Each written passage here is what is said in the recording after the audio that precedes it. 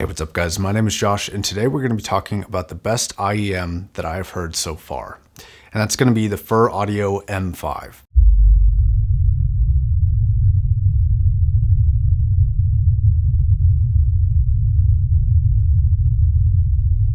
I want to thank Fir for sending this out. As per usual guys, all thoughts and opinions are my own. Now if you were to ask me 3 months ago if I'd heard of Fir, never. Never heard anybody really talk about them, never saw any articles, never saw any videos about them, and they are relatively unknown. And I think that's the same way with a lot of people. I don't think a lot of people know what these are, but I think they absolutely should because these things are pretty incredible. So the price tag is pretty pricey. These are coming in at $2,800. So really premium price for IEMs. They're competing with a lot of high-priced custom IEMs. They're also competing with a lot of unique IEMs like Shure's electrostatic headphone, AMPLIFIERS, things of that nature. So it's definitely got some stiff competition. Now the makeup of this headphone is also a little bit odd. So it's got 5 drivers in it.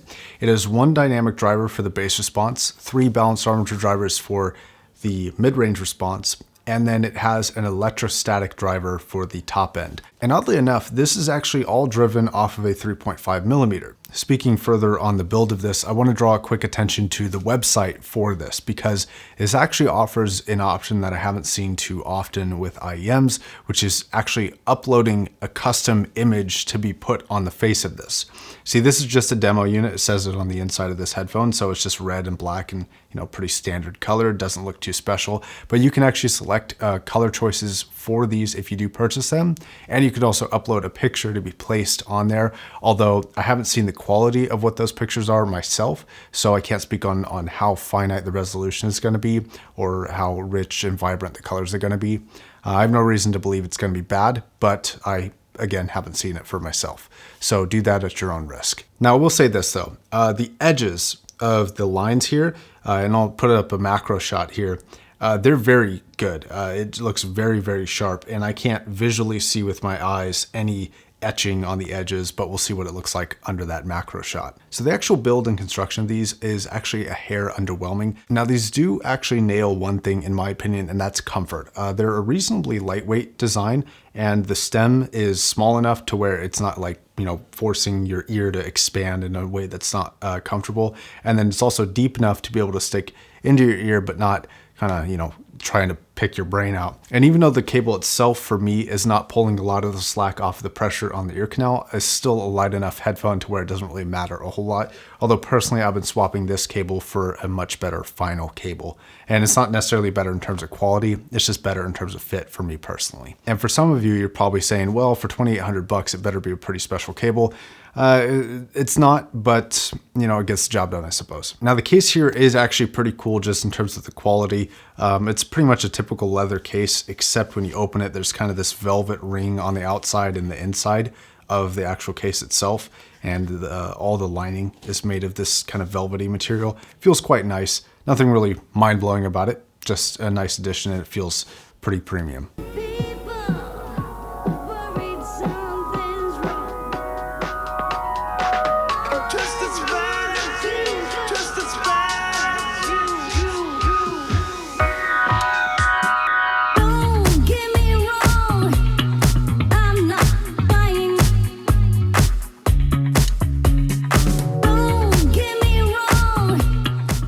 Now, before we talk about sound, I do want to talk about a couple things here. So one is going to be the efficiency of this headphone and a little bit of a knock on their website itself. So on their website, they don't really go over any specs in detail at all. In fact, the only specifications that they have listed are a range of 10 Hertz to 20,000 Hertz and an impedance of 6.8 ohms. No dimensions, no weight, no further specifications about sound pressure level, which would be, in my opinion, nice to have.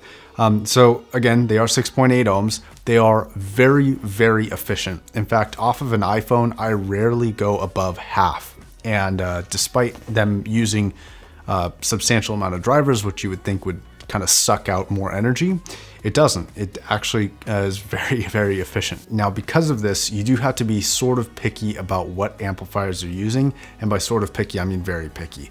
They're not going to work with a lot of stuff. You're going to be getting a lot of noise and you're not gonna have enough control over the volume to really make fine-tune adjustments. So I would advise something that's either low power and really clean, or has some sort of an IEM match, either selection or built into it, or honestly, just using it off your phone. And this is something that I also want to talk a little bit more specifically about. And again, we'll get to sound in just a second. But one of the benefits of a few headphones I've been using lately is the ability to use not really anything special for amplification, and yet you're getting this fantastic sound. So the HE1000 SE is a great example of that. It's this big giant planar, you get this big giant planar sound. It also happens to be the most detailed headphone I've ever heard. And I can get more detail out of that headphone than any other headphone off of my phone, which is nuts. The ability to do that, I think, is pretty undervalued because you don't have to spend in excess of hundreds, if not thousands of dollars on certain gear to get really good performance anymore. And this is another example of that. This IEM sounds better than other IEMs I've heard whilst off my phone. And yes, it sounds a little bit better off of an amplifier, but it still sounds better than those other options just off of a phone. And that's pretty cool. And I definitely want to give it props for that, whether that was an intentional design choice or not, either way. Now, another brief thing I want to talk about here is there was a review. I'm sorry, I can't give credit because I don't know where it's from, but apparently I saw it in comments on my last video. There was a review that was talking about a large variance from unit to unit. Unfortunately, this is nothing that I can prove nor disprove, nor is it something that I can really speak on in terms of the validity of it, because I only review what's in front of me. And I do this for every headphone, and that's a potential for every device. You know, an amp could have heavy unit to unit variance. Any headphone can have heavy unit to unit variance. It really just depends on the company making it. So whether or not that's important to you is up to you. But in terms of the unit that's in front of me, this thing is awesome. So why is it awesome, Josh? It's awesome because this headphone, in a nutshell, provides a full-sized headphone experience in your ears in so many ways. Detail retrieval, quality of the sound, sound staging capability, layering capability, bass strength and dexterity, timbre characteristics, the ability for it to produce a lot of treble while not being overemphasized in any of the treble regions. All these things, it's a culmination of mad science hour with all these different drivers, and it works phenomenally well. Now, a couple qualifications about that full-size headphone experience statement. When I say things like soundstage, it doesn't necessarily mean that it beats the best soundstaging headphone. Like, it's nowhere near an HD800S for soundstage width, but most headphones aren't anywhere near an HD800S for soundstage width. So when it comes to the placement of things, you can kind of imagine this as a more intimate experience or a more intimate type of headphone. So you take the large scale of a big planar headphone, for example, and kind of shrink it a little bit, and that's kind of the experience that this provides. Now, when it comes to quality, that's where this thing doesn't take any hits. And in fact, this is something where I think this in-ear can actually compete with similarly priced full-size headphones. And a good example of this is to start with the resolution capability. Now, in my opinion, this is the third most detailed headphone I've heard, whether it's full-sized or in-ear. First being HE1000 SE, then being the Diana Phi, then the Fir M5. In terms of just total resolution in areas in the treble response, it is just so clear.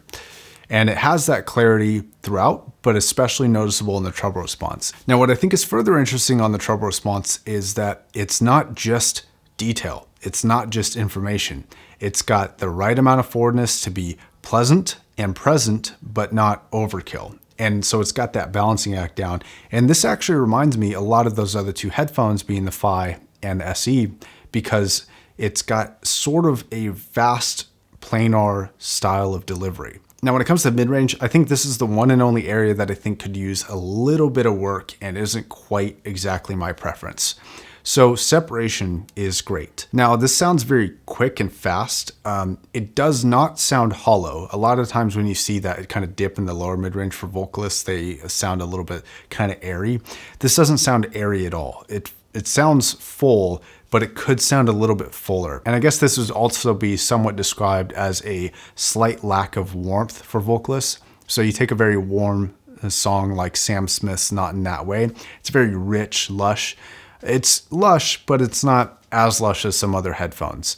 And it definitely focuses a little bit more on the more clinical natures of vocals than it does the more warm nature of some vocalists. Now, on a song like To Be Human from Marina, which is supposed to sound quite forward and immediate and attention demanding, this can absolutely deliver on what that's supposed to do. So for vocalists like her, or for a lot of female vocalists in general, actually, it is really, really grabbing your attention very effectively. Now for male vocalists, I don't want it to sound like it's unfulfilling, but there is something that could be slightly added that I think would boost that lower mid-range a little bit to make it just a complete knockout.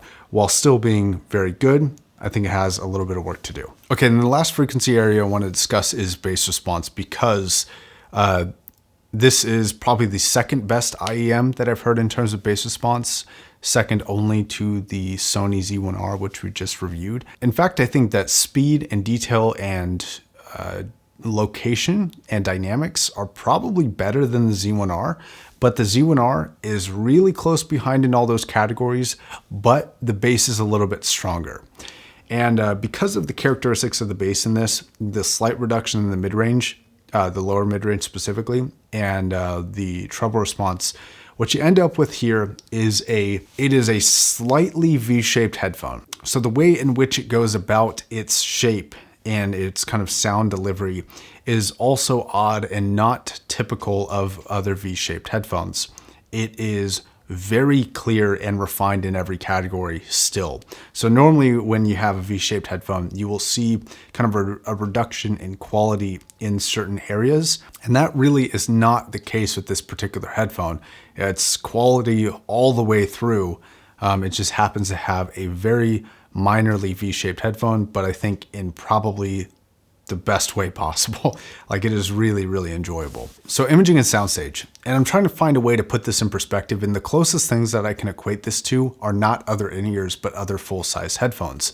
And it reminds me a lot of the HE1000 SE, but with stronger bass. So if you've heard the kind of vocal center and the separation and the slightly limited soundstage compared to something like an Aria back there, and it's very similar to that headphone throughout the mid-range and the treble response, but then you have this bass that kind of kicks you into this tangibility that the actual HE1000 does not quite have. And you need to use bass boost on that phone to kind of get it to a similar level. But when it comes to the imaging capability, the vocal center, the layering capability, the positional accuracy of everything, it is really just like a good planar headphone, just slightly smaller, just a little bit kind of more in your head. And that, while very impressive, is also what you're paying for with an extraordinary price tag, like about $3,000.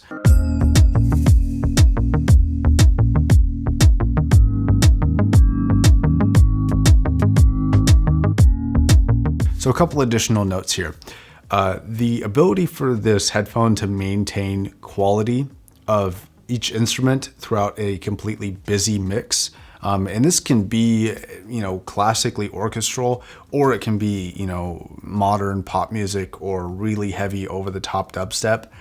It can keep everything clear throughout that, and it doesn't really get muddied. And this is something that you don't really see with a lot of headphones until you get into the higher end. And that's actually one of the bigger differentiating things from higher end headphones a lot of times than lower end headphones. There are a couple examples on both sides of good and bad, but I think in general this rule of thumb is not too often beaten. Another thing I want to say is this headphone required a lot of burn-in, and I've had it for about, I want to say 2 to 3 months, and I've waited so long to do the review because not only was the headphone changing for about the first 2 weeks quite rapidly, and it was actually quite stark and sharp in the beginning, and then cooled down, warmed up a little bit after that, and it's been consistent since then. This also, as a side note, might explain the unit to unit variation. If you heard an old unit and a new unit, they'd probably sound pretty different. But part of the reason why I've waited so long to do the review is because this is a headphone that I feel like is teaching me.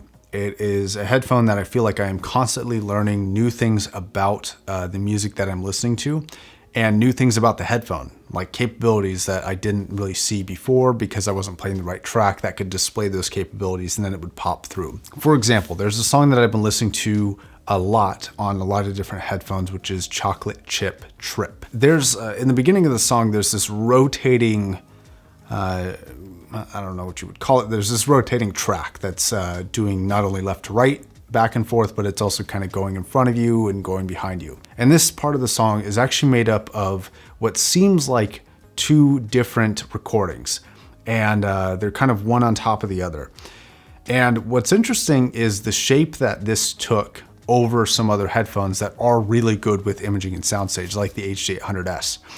So let's take the HD800S for an example here. With the 800S, that track is going around your head and it's quite wide and it sounds very good, and you can hear the separation between the two different tracks within that recording. With this, you get not only the separation, but you actually get a little bit of a distance change in terms of how far away each song is, and you get a size change between the rear recording, the one that's further away, is actually a little bit bigger seeming, and then the smaller one that is lower in volume and it's a little bit closer also feels a little bit smaller.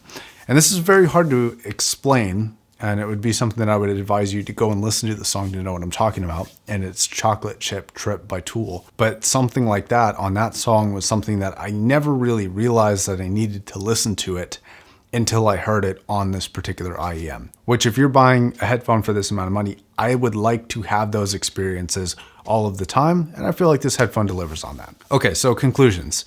So $2,800 is a shitload of money for an IEM. I wish the build was a little bit better. I'd say that it certainly delivers on the price tag in terms of sound quality, and this is something that I will easily run parallel to a nice pair of headphones, and I'll switch between a Susvara or a Dianify and this and be perfectly happy with the experience that I'm getting with it.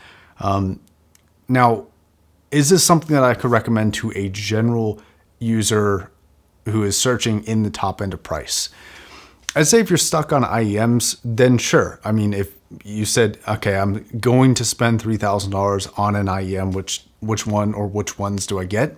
I think this is a jack of all trades, master of almost all as well. So my choice would probably be this one. Now, I also think things like the ease of use and the ability to drive it off of just about everything is also a big reason to get this. You don't need to spend another $1,000 on a really nice mobile amp if you want to take this with you to get a good experience.